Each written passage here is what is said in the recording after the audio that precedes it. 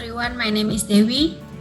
I'm the Executive MBA student from IPNI Business School.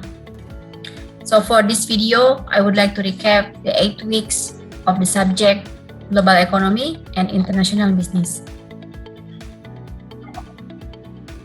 This Global Economic and International Business taught by Ibu Yulita Susanti PhD and Bapak Profesor Insinyur Roy Sembel MBA.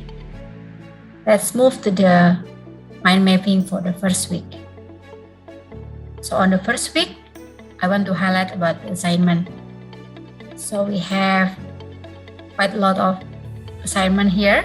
So first is from the review of the book Making Globalization Work by Joseph E. Stiglitz. So the second is another video for the class project. Subject is doing business in Indonesia. Third is individual or mind mapping video of the course materials.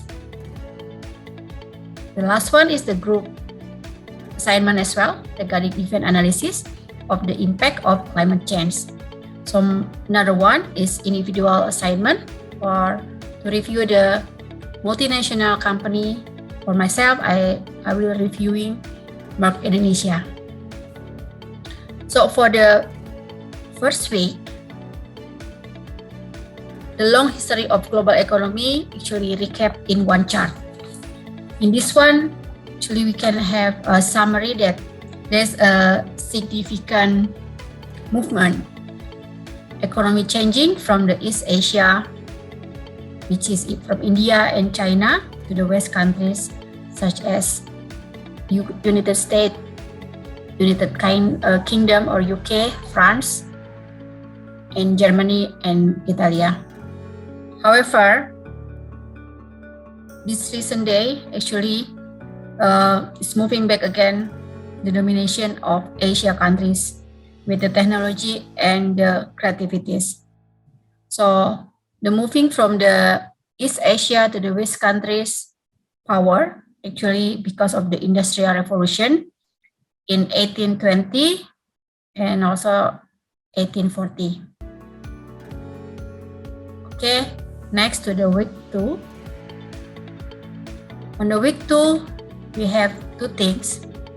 First is the Unicorn Indonesia as of 2021, which is we have Goto, Bukalapak, Traveloka, OVO, and GNT.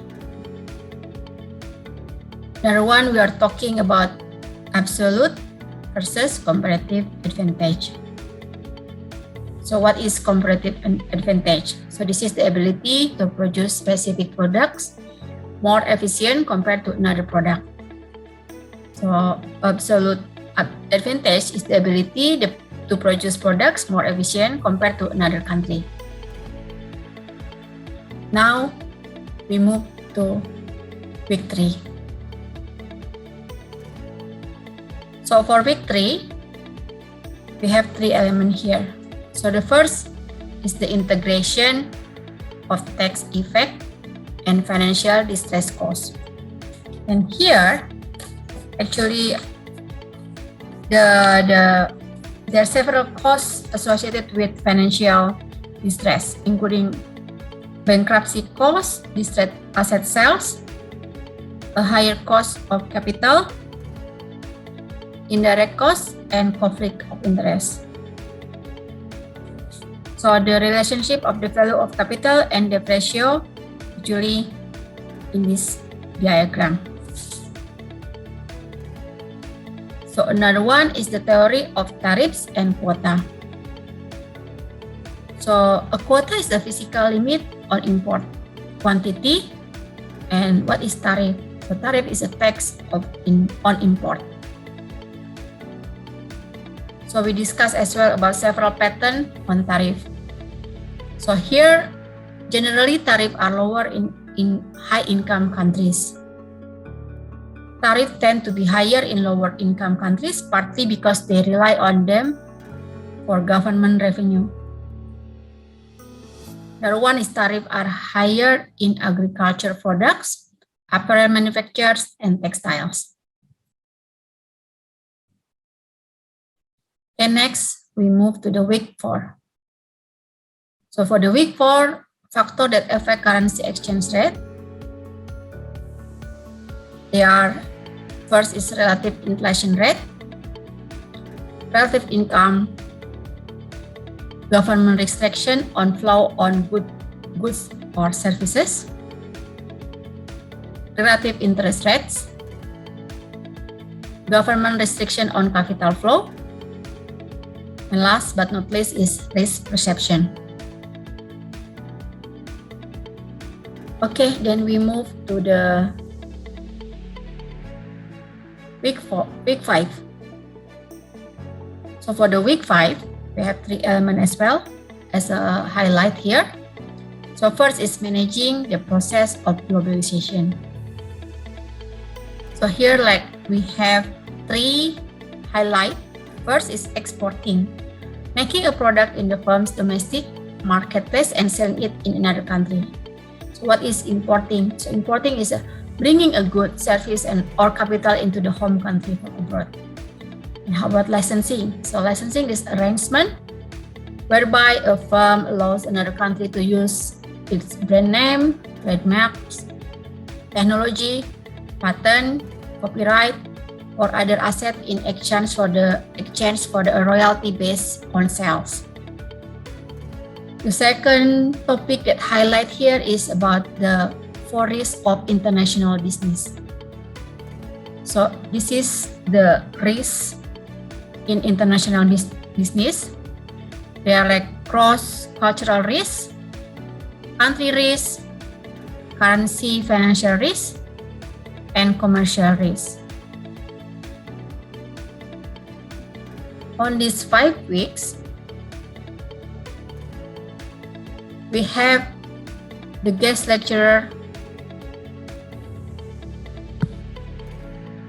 by Tantowi Yahya.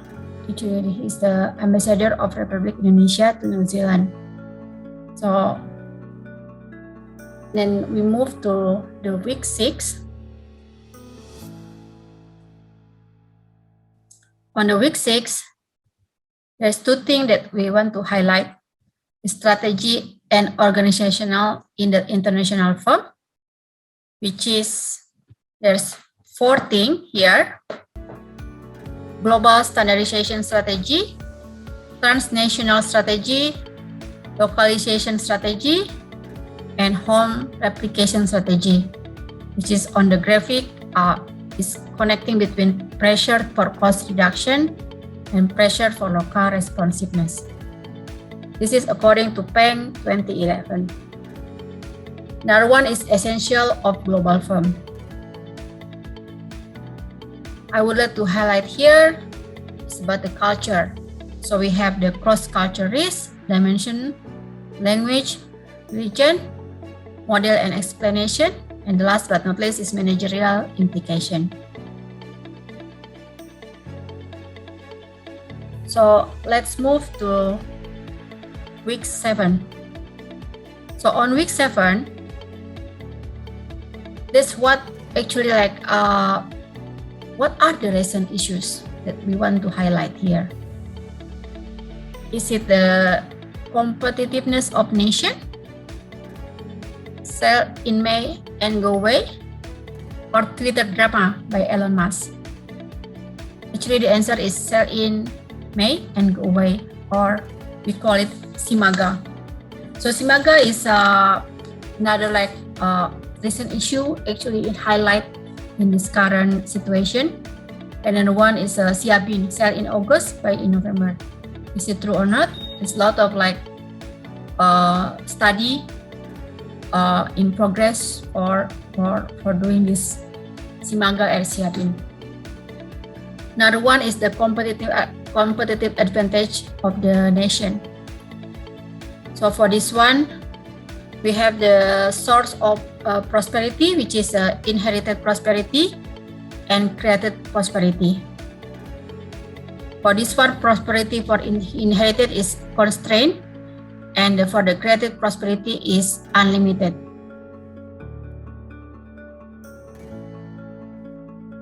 And we have the last week, is a week 8. Basically, this is our final exam when we do the presentation event analysis. Divide by 5 groups. The first group is talking about the trade war. So the second one is about pandemic or COVID-19. The third group talking about digital disruption.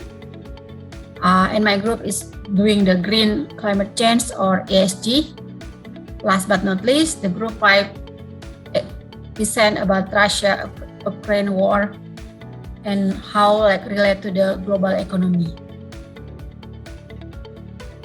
I think that's all for the review of the mind mapping, the global economy and international business. I would like to say thank you for both lecturer and see you again soon. Thank you.